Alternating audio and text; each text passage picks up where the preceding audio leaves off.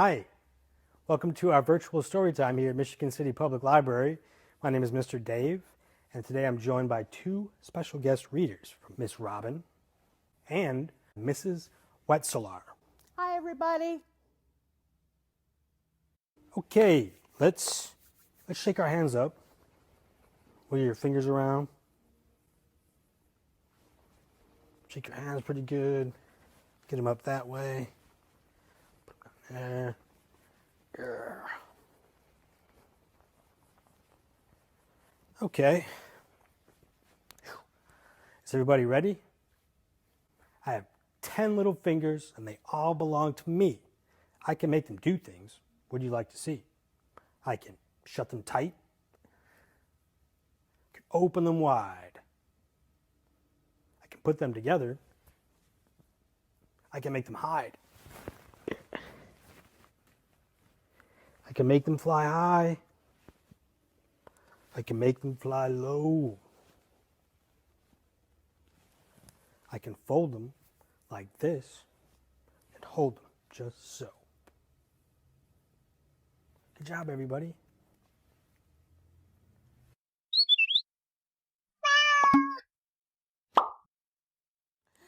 Today we're reading Bear Can't Sleep by Karma Wilson, illustrations by Jane Chapman. And it's an imprint of Simon & Schuster, Children's Publishing Division. Bear can't sleep. In his home in the forest, while the cold wind blows, Bear snuggles in his quilt from his nose to his toes. While the snowflakes fall and the drifts pile high, Bear tosses and turns, Bear moans and he sighs. He stares at the wall.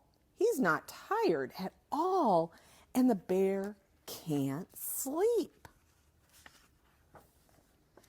Pitter-pat, tiptoe, Mouse scurries in the lair to check on the fire for his good friend Bear. "Oh, Bear," Mouse squeaks, "you are up too late. It is winter in the woods, and bears hibernate." Mouse frets, "Dear me," while he brews mint tea, and the bear can't sleep. Bear is counting sheep.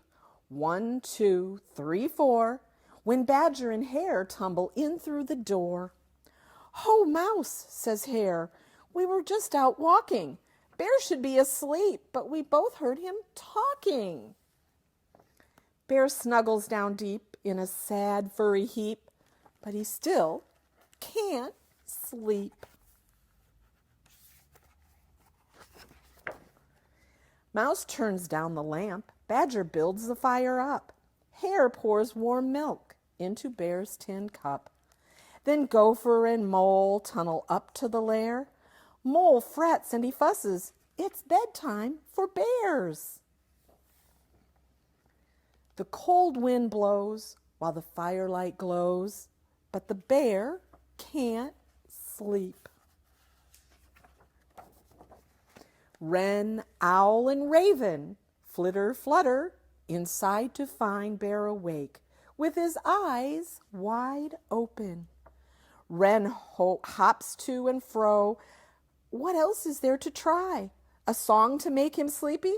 So they sing a lullaby.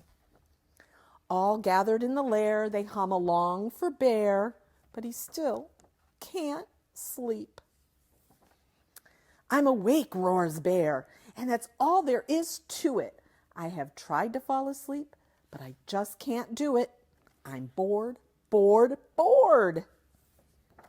So I'll spin you all a tale.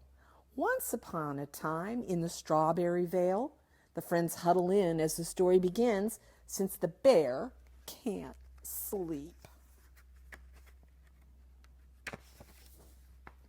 Bear tells a story he has never told before, but just before the end, there comes a rumbling snore. When the sun peeks up on a bright new dawn, the friends can't sleep, but Bear snores on.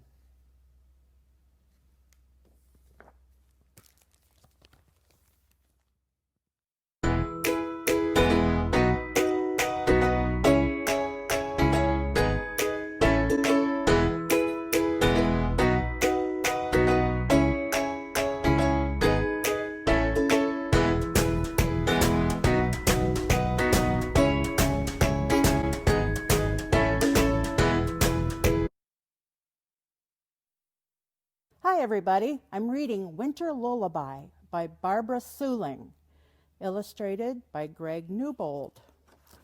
Read with permission from Harcourt Publishing.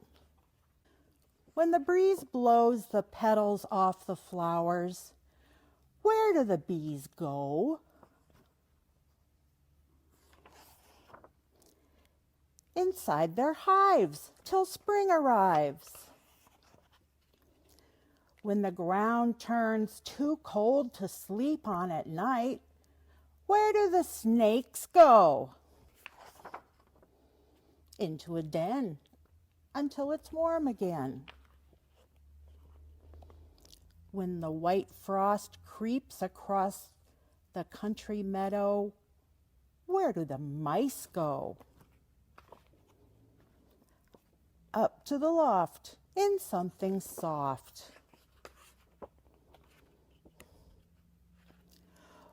When wind whistles through the evergreen forest, where do the bats go? To caverns deep for a long sleep.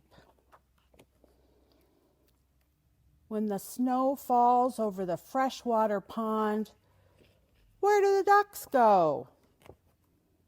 Across the sky, southward they fly. When ice covers the mountain lake like a crust, where do the fish go? They swim below, where warm streams flow.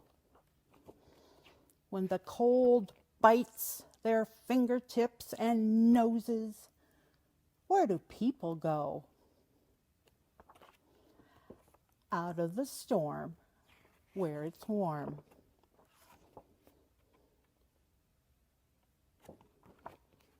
The end.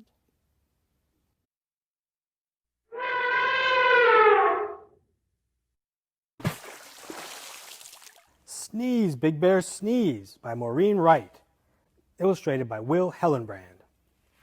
Read with permission by Marshall Cavendish Children. The wind whipped through the autumn woods and swirled to the spot where Big Bear stood. She whirled the leaves right off the trees, just as Big Bear let out a sneeze. The wind said, "Bear, can't you see? The leaves flew down because of me." Bear said, "Wind, it wasn't you. The leaves fell down when I sneezed. Achoo!" Big Bear tried to nail the leaves back, using a hammer and some tacks. The wind kicked up and raced to the sky, swinging down low, then spinning up high. She said, "That bear knows nothing at all. I dropped the leaves because it is fall." Big Bear walked as the cold wind blew and came to a tree where apples grew. Just as Big Bear let out a sneeze, branches shook in a very strong breeze. "Oh my," said Bear with an unhappy frown, watching the apples drop to the ground. He knew as they fell with a thumping sound that sneezing had made them all fall down.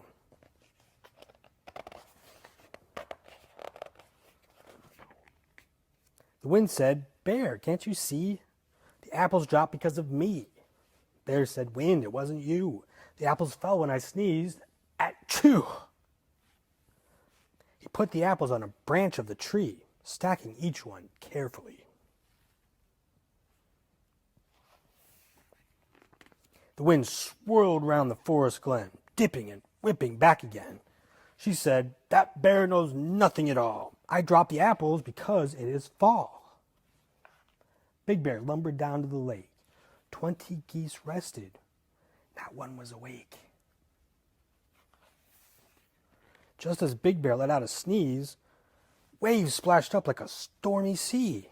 The geese flew off with a honking sound, flapping great wings above the ground. "Oh my," said Bear as he looked up high. "What have I done?" he said with a sigh. The wind said, "Bear, can't you see? The geese headed south because of me." Bear said, "Wind, it wasn't you. The geese flew away when I sneezed. Achoo!"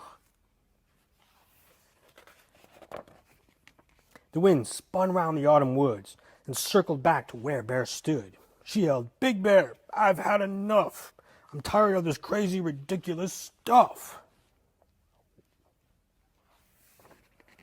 Wind took a deep breath and let it out with a whirling, twirling, mighty shout. "I whip the leaves right off the trees and drop the apples whenever I please. I scare off the geese before they freeze and tickle your nose to make you sneeze. I do it all. I'm the autumn breeze."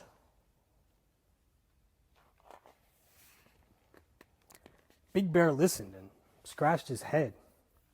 "You could have told me before," he said. The wind's deep sigh shook the sky. Bear said, "It's time to say goodbye." He ran to the safety of his den, deep in the heart of the forest glen. Suddenly, the door slammed shut. Big Bear's eyebrows shot right up. He jumped in bed and covered his head. "I know my sneeze didn't do that," he said. "It's only the wind on a blustery night, so no more sneezes," and blew out the light. Hi, this is Mr. Dave. For this week's take-home Storytime craft, have fun putting together, gluing, and coloring a scenic craft of bears sleeping in a cave, hibernating for the winter. So stop by the youth services desk here at Michigan City Public Library, say hi, and pick up your craft supplies. Thanks for joining us, and we'll see you next time.